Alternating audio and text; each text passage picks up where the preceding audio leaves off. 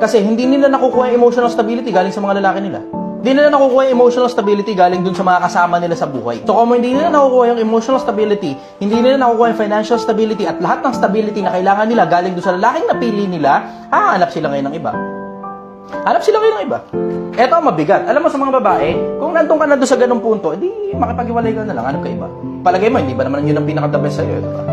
Alam mo, hindi kasi normal na ang mga babae nag-cheat eh. Hindi normal yun. Out of the usual yun kapag gabi ganun. Ang mga lalaki, yung pantog na pupuno, maiintindihan mo pa eh. Kasi tignan mo, all throughout history, kahit sa Islam, ang mga lalaki pinapayagan magkaroon ng maraming asawa.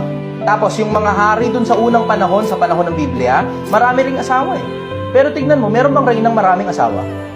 Wala. Walang ganong istorya eh, di ba? Meron man, exception to the rule. Ano ibig sabihin? Ang mga lalaki napupuno ang pantog. Pero ang mga babae, pag nag-cheat ang mga babae, common. Ang may diferensya doon, yung leader niya.